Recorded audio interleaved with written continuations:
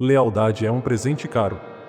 Mas o que acontece quando você precisa escolher entre ser leal a quem você ama ou ser fiel ao que é certo? Essa é a história da Ana, uma mulher que viu o marido transformar integridade em crueldade e precisou tomar uma decisão que mudou tudo. Prepare o seu coração para um relato sobre máscaras que caem à dor do abandono. Se você gosta de histórias que te fazem pensar, por favor, deixe o seu like agora, se inscreva no canal e ative o sininho. Isso ajuda a nossa comunidade a crescer e a trazer mais relatos fortes como esse. Vamos para a história. Lealdade é uma palavra bonita, quase heroica. Até que a vida te coloca em uma encruzilhada, onde ser leal a alguém exige que você seja cruel com o outro. Eu sempre acreditei que conhecia o homem com quem dividia minha cama, meus silêncios e meus sonhos mais profundos. Tiago não era apenas meu marido. Ele era o meu padrão de retidão em um mundo que me parecia cada vez mais líquido e sem forma. Ele era o filho dedicado que ligava para os pais pontualmente às 10 da manhã de domingo, mantendo um ritual de respeito que eu considerava a prova máxima de seu caráter inabalável. Ele era o profissional cujos princípios pareciam esculpidos em granito. O tipo de homem que nunca deixava uma aresta sem polir. Mas a verdade nua e crua é que só conhecemos realmente a alma de alguém quando o chão sob seus pés desaparece. E o chão sob a família de Tiago não apenas se abriu. Ele se tornou um abismo em uma tarde comum de terça-feira, por causa de um iPad esquecido sobre a bancada de granito da cozinha, brilhando sob as luzes LED frias como uma bomba relógio silenciosa. Minha sogra, Helena, era o sol em torno do qual todos orbitavam. Lembro-me dela nas festas de Natal, movendo-se pela mansão com uma elegância magnética. Seus vestidos de seda nunca pareciam amassar, mesmo após horas recebendo convidados.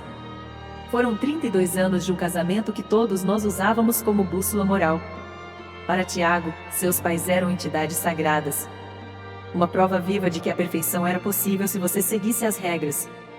No entanto, o rastro digital é um carrasco que não aceita súplicas, nem olha para os anos de serviço prestados à imagem da família. O iPad, em um descuido mundano. Um alerta de mensagem que saltou na tela enquanto Tiago buscava uma receita de risoto para o nosso jantar, revelou um caso de um ano com um antigo colega de faculdade. Não eram apenas mensagens eróticas ou escapismos casuais. Eram confissões lançantes de uma mulher que, por trás das pérolas e do sorriso de anfitriã perfeita, sentia-se invisível há décadas. Helena descrevia nas mensagens como se sentia um móvel de luxo na mansão, amada pela sua utilidade social e aparência, mas nunca pela sua essência humana. Tiago, ao ler aquilo, não sentiu pena. Ele sentiu uma ofensa pessoal. O impacto não foi uma queda. Foi uma demolição controlada que não deixou pedra sobre pedra. O pai de Tiago, um homem cuja honra era sua única e verdadeira religião, não buscou reconciliação. Ele buscou a aniquilação total da existência de Helena.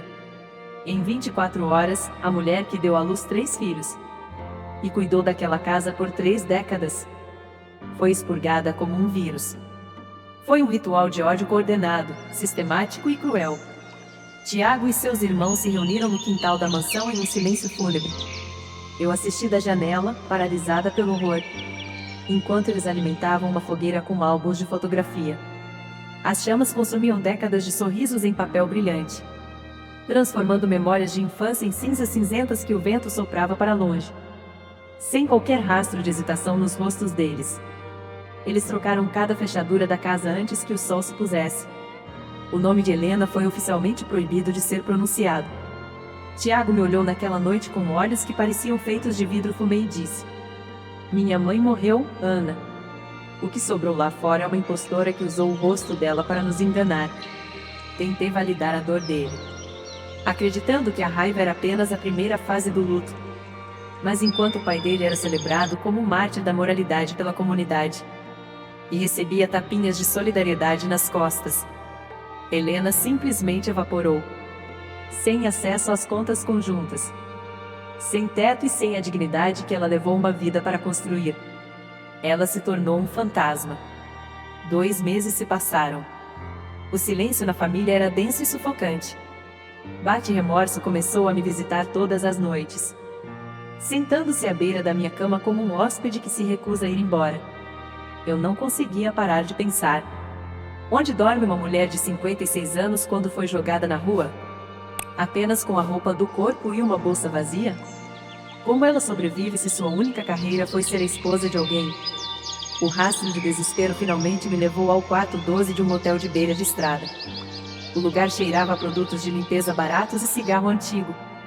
Quando a porta se abriu, o choque físico me fez recuar. Helena estava irreconhecível. A mulher que sempre cheirava a lavanda.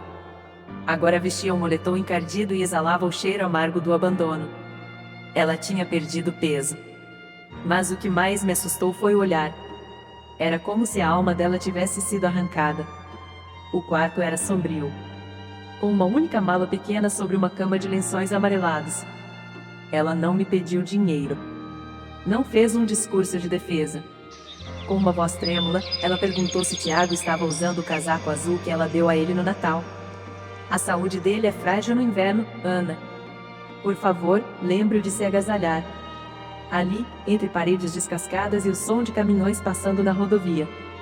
Eu entendi que a justiça daquela família tinha cruzado a fronteira para a crueldade pura. Comecei a ajudá-la em segredo. Usei meus bônus do trabalho. Dinheiro que eu havia economizado ao longo dos anos.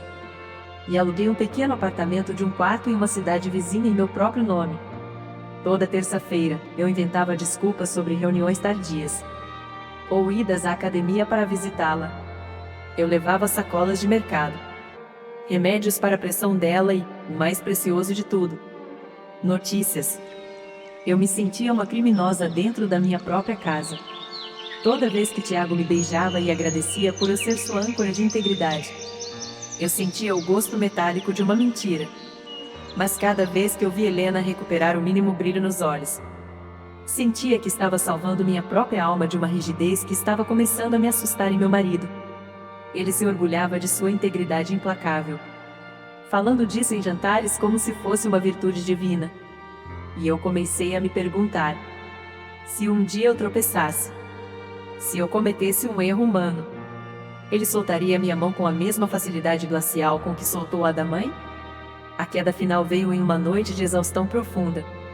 Tiago, em um gesto de afeto que agora me parece uma ironia trágica, quis me fazer uma surpresa para me poupar da cozinha. Querida, vou pedir aquele jantar que você adora. Bate, meu celular descarregou. Posso usar o seu? Ele perguntou através da porta do banheiro. Inocente, sob o vapor do chuveiro, eu respondi. Claro, meu amor. Está na mesa da sala. A senha é a nossa data de casamento. Eu esqueci. O cansaço apaga a vigilância.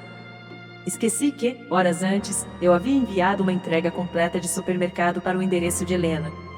O aplicativo manteve aquele endereço como o destino padrão. O silêncio que se seguiu no apartamento foi absoluto. Quando saí do banho, encontrei Tiago sentado no sofá, iluminado apenas pelo brilho azulado da tela do meu celular. Ele não parecia bravo. Parecia em choque, com o rosto pálido e as mãos tremendo levemente. Ana, que endereço é esse? Por que você alugou um apartamento? E por que está mandando mantimentos para lá semanalmente? Sua voz era um sussurro rouco. O trauma da traição de sua mãe saltou de sua garganta como veneno. Você está me traindo, não está? É por isso as saídas de terça? O segredo? Naquele momento, ele não via a mulher que o amava.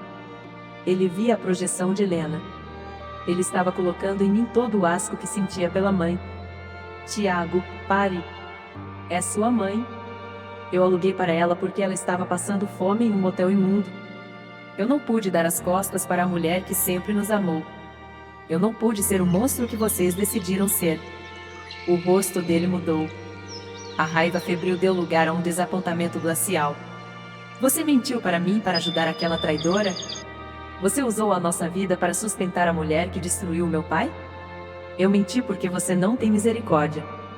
Eu gritei. Ela falhou como esposa, Tiago, eu sei.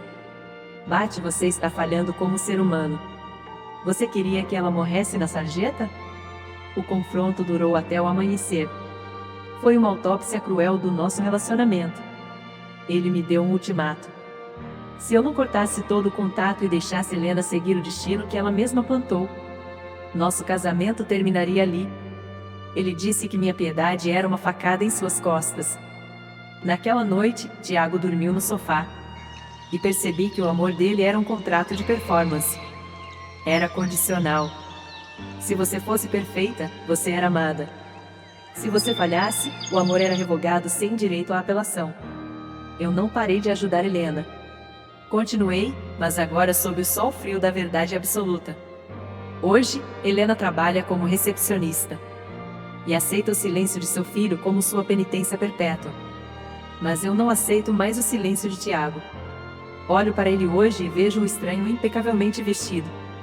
As rachaduras em meu casamento tornaram-se desfiladeiros impossíveis de cruzar. O granito da nossa vida rachou. E não há polimento que esconda o estrago. No final, a pergunta que me assombra é: quem é o verdadeiro traidor? Aquele que quebra um voto de fidelidade em um momento de solidão? Ou aquele que renuncia à própria humanidade em nome de uma justiça que não conhece a misericórdia? A história da Ana nos deixa uma lição que dói, e a integridade sem misericórdia não é virtude, é apenas orgulho disfarçado de justiça. Às vezes, para sermos verdadeiramente humanos, precisamos olhar além dos erros dos outros e enxergar a dor que está por trás deles. Tiago manteve sua reputação impecável, mas perdeu a única pessoa que realmente o amava. Obrigado por ficar comigo até o fim. O seu apoio é o que faz esse canal continuar vivo. Não esqueça de deixar o seu like e se inscrever se ainda não for inscrito. Sua presença aqui é muito importante para nós. E conta para mim nos comentários, quem você acha que foi o verdadeiro traidor dessa história? Um grande abraço e até o próximo relato.